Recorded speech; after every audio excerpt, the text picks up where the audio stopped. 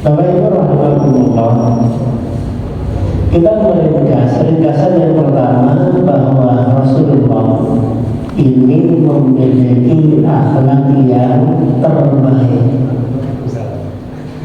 dan seluruh masyarakat Quraisy Mekah memuji akhlak Rasulullah SAW. Karena memang siapapun yang punya akhlak yang baik pasti dia akan dicintai oleh masyarakatnya. Tapi akhlak yang baik ini tidak cukup untuk kemudian menjadi yang terbaik. Kenapa? Karena tentu banyak poin untuk dianggap sebagai orang terbaik. Selalu saja kira-kira itu ada 4 poin utama sehingga orang itu menjadi yang terbaik. Satu adalah akhlaknya. Dia harus memiliki akhlak yang terbaik. Akhlak tidak cukup ditambah satu lagi, yaitu cerdas. Karena ada orang itu akhlaknya baik, tutur katanya bagus, tapi hanya saja kurang cerdas. Dan itu dimaklumi. Orang kurang cerdas itu dimaklumi.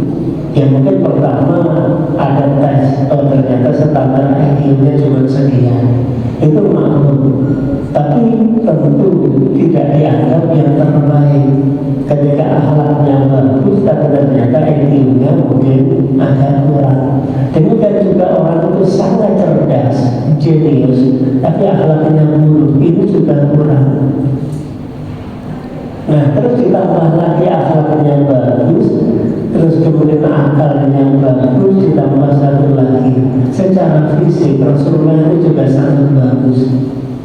Jadi bentuk fisik Rasulullah itu adalah bentuk fisik yang sangat ideal, sehingga siapapun yang melihatnya pasti akan senang.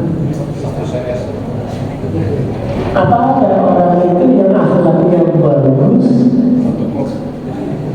sangat cerdas, sangat fasih, tapi fisiknya kurang? Itu dalam sejarah ada satu tokoh yang namanya Al-Ahnaf bin Qais. Al-Ahnaf bin Qais ini menjadi perumpamaan sebagai akhlakun nasi, orang yang sangat halim. Halim ini cerdas, teratur pola pikirnya, dan sangat penyabar. Dan itu jarang orang punya karakter semacam itu. Karena hal ini tingkatannya lebih tinggi dari sekedar sabar. Jadi hal ini orang yang sangat cerdas, tapi pada saat yang sama dia sangat penyabar. Ahnaf bin Qais ini diceritakan, dia ini beberapa kali diuji oleh orang. Kenapa? Karena saking terkenalnya sebagai orang yang penyabar. Maka suatu saat ada orang dibayar hanya untuk menguji Ahnaf bin Qais. Kalau kamu bisa membuat Ahnaf marah, tak kasih 10.000 dirham. Nah ternyata benar. Dia kemudian mengganggu Ahnaf bin Qais sampai kemudian dia berusaha bagaimana Ahnaf bisa marah. Tapi Ahnaf tetap dia tidak marah. Ahnaf sebaliknya, ketika orang ini mulai agak bosan, ini orang kok diganggu, diejek, diledek, tidak marah. Akhirnya Ahnaf ini mengatakan, kamu ingin tahu orang yang lebih sabar dari saya? Ya, saya ingin tahu siapa itu orang itu. Dia lebih sabar dari saya. Nah, silakan kamu mengujinya. Ternyata benar. Orang ini kemudian datang ke orang yang ditunjuk oleh Ahnaf. Begitu dia mulai mengejek, langsung pedang dicabut, mati seketika. Jadi itu menunjukkan saking sabarnya Ahnaf bin Qais ini sampai jadi perumpamaan. Tapi kalau sekedar sabar itu biasa. Ahnaf itu terkenal sangat fasih, orator yang sangat hebat. Dan pada saat yang sama dia adalah pemimpin yang sangat dikagumi oleh pemimpinnya. Kenapa? Karena tadi, jadi dia orator yang sangat hebat dan ahli politik. Jadi ahli politik sampai dia dikenal sebagai orang yang ahli politik di masanya. Maka di medan perang dia tidak pernah mundur, tapi dalam debat dia tidak pernah kalah. Orang yang bisa mengalahkan dia adalah orang bodoh. Kenapa? Karena anak itu ngalah. Tapi dalam urusan debat itu tidak pernah kalah anak bin Qais ini. Dan beliau pernah datang menemui Muawiyah bin Abi Sufyan. Saat itu Muawiyah sudah jadi khalifah. Salah satu tamunya itu adalah Ahnaf bin Qais. Muawiyah sebagai raja terus kemudian mengatakan, wahai Ahnaf, saya itu masih belum nyaman dengan kamu. Ada apa ya Amirul Mukminin?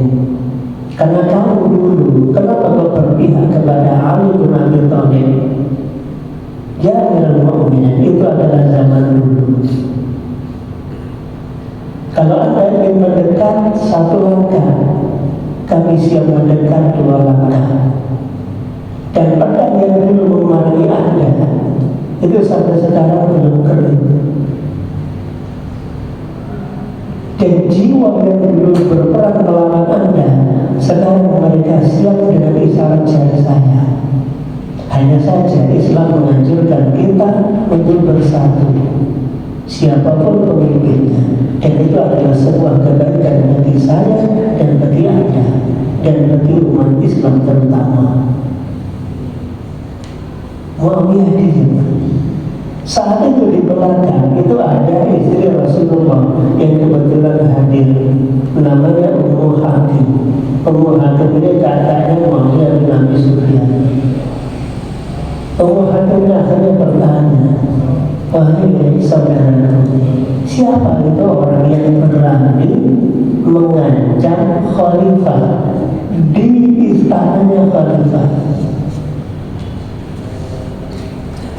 Maka Muawiyah menjawab, kata siapa dia? Dia itu adalah Ahnaf bin Qais. Siapapun tidak bisa membuat dia marah.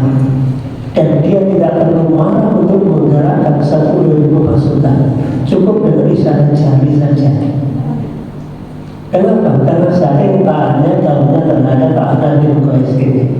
Dikenal sebagai orang yang hebat, tapi pada saat yang sama dia sangat penyabar dan sangat dermawan.